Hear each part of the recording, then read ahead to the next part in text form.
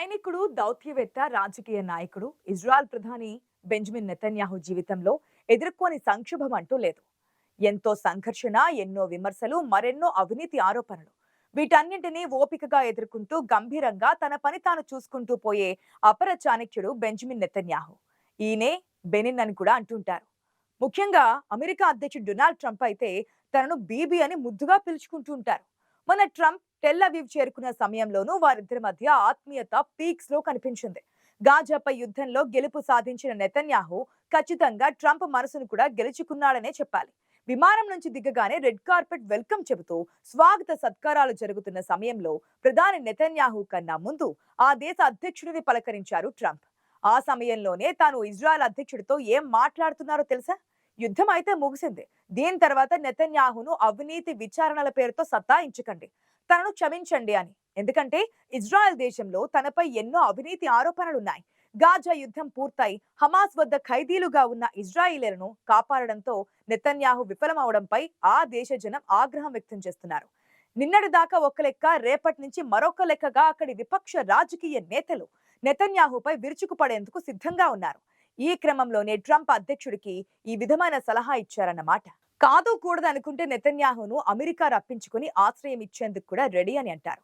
విమానాశ్రయం నుంచి బయలుదేరుతూ అధ్యక్షుడు బీస్ట్ కార్ లో కూర్చొని ఇద్దరు సుదీర్ఘంగా మాట్లాడుకున్నారు.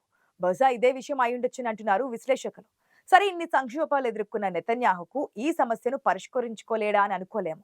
మిడిల్ ఈస్ట్ కోరలు పీకేసిన యోధుడిగా నెతన్యాహు బయట ప్రపంచానికి తెలిపారు నెతన్యాహు.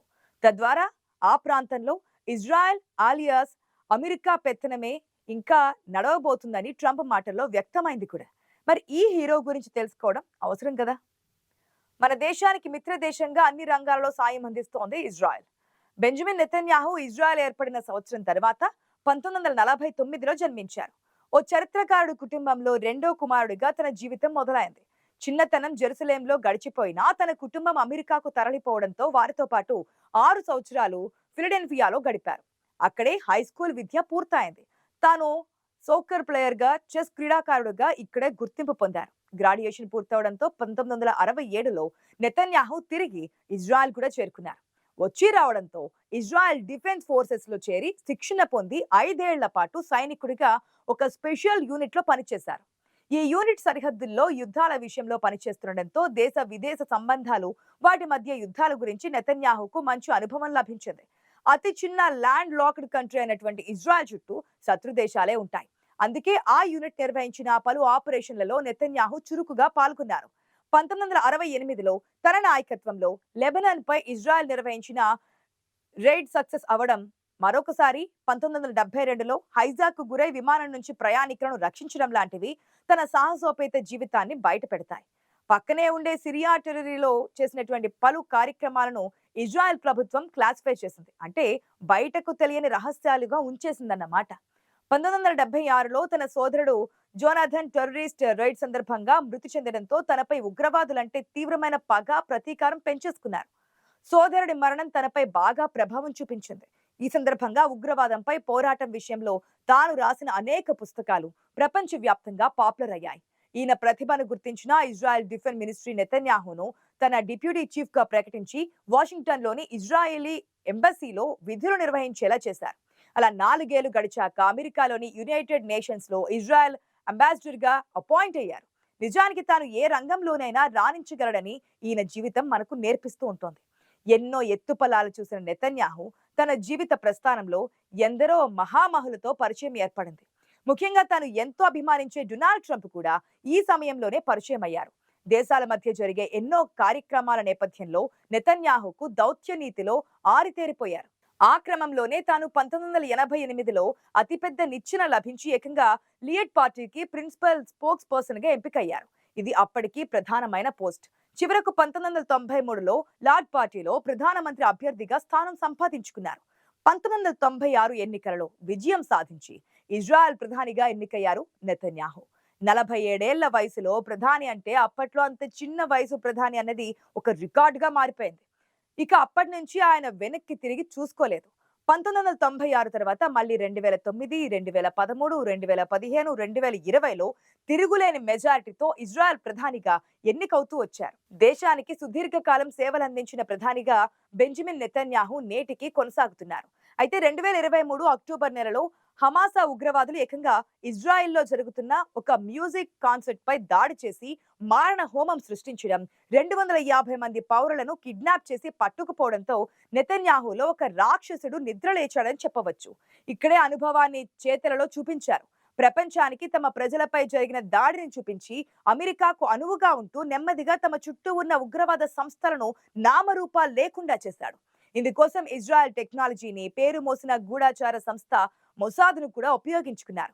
పేజర్లతో దాడులు చేసి ప్రముఖ ఉగ్రనేతలను గుట్టు చప్పుడు కాకుండా మట్టు పెట్టారు. మిడిల్ ఈస్ట్ ఇస్లామిక్ దేశాల గుండెల్లో నిద్రపోయారు. ప్రస్తుతం ఉన్న టాక్ ఏంటంటే నెతన్యాహు నేటి కాలపు హిట్లర్. హిట్లర్ అవునో కాదో కానీ చక్కటి హిట్లర్ అని మనం మాత్రం స్పష్టంగా చెప్పవచ్చు. యుద్ధ రంగానికి సామాన్య పౌరులను మోటివేట్ చేసి వారిని కూడా సిద్ధం చేయడం, వారికి ఆయుధాలతో శిక్షణ ఇవ్వడం తనలోని లీడర్షిప్ క్వాలిటీని బయటపెట్టింది. ఆ తర్వాత గాజాలో పాతుకుపోయిన హమాస్ సంస్థను కూకటి వేలతో పెకిలించి వేశారు. గాజా అండర్ గ్రౌండ్ టన్నెల్ నీటితో నింపి వాటిని ధ్వంసం చేశారు. 1, 2 కాదు, దాదాపు తన దేశం చుట్టూ ఉన్న అన్ని ఉగ్ర సంస్థలపై దాడులు చేసి ముఖ్య నాయకులతో సహా అందరిని మట్టుపెట్టారని చెప్పొచ్చు. ఓవైపు గాజాలో కాల్పుల విరమణ ఒప్పందంపై ఖతార్లో చర్చలు జరుపుతున్న హమాస్ నేతల మీద ఇజ్రాయెల్ దాడి చేయడం తీవ్ర విమర్శలకు దారితీసింది. ఇండియాతో పాటు ప్రపంచ దేశాలెన్నో దీన్ని ఖండించాయి. పాలస్తీనా విషయంలో ఇజ్రాయెల్ ప్రధాని బెంజమిన్ నెతన్యాహు అత్యంత అమానవీయంగా ప్రవర్తించారని అపవాదు ఉంది. 20 బందీల విడుదల కోసం ఇజ్రాయెల్ సైనిక దళాలు ఇప్పటికే గాజాలో 70,000కు పైగా పౌరులు చనిపోయారు. 2023 అక్టోబర్లో హమాస్ పై యుద్ధం మొదలుపెట్టిన దాడులలో 270 మందికి పైగా పాత్రికేయులు, మీడియా సిబ్బంది ప్రాణాలు కోల్పోయారు. ఆహార సరఫరాలను ఇజ్రాయెల్ నిర్దాక్షిణ్యంగా తొక్కిపట్టడం వల్ల గాజాలో 5 లక్షల మందికి ఆకలి కేకలతో అల్లాడిపోతూ చావుకు చేరువయ్యారు. ఇప్పుడు విరమణ ఒప్పందం కుదిరింది కాబట్టి అంతర్జాతీయంగా వస్తున్న సాయం లారీల ద్వారా గాజా చేరుకుంటోంది. అంతర్జాతీయంగా వస్తున్న విమర్శల మేరకు గాజాలో ఎన్నో ఆసుపత్రులపై నెతన్యాహు బాంబులు కురిపించారు. అక్కడ దారుణమైన యుద్ధ నేరాలన్నింటికి పాల్పడ్డారు. వీటన్నింటిపై నెతన్యాహును ప్రశ్నిస్తున్న వారెవరూ లేరు.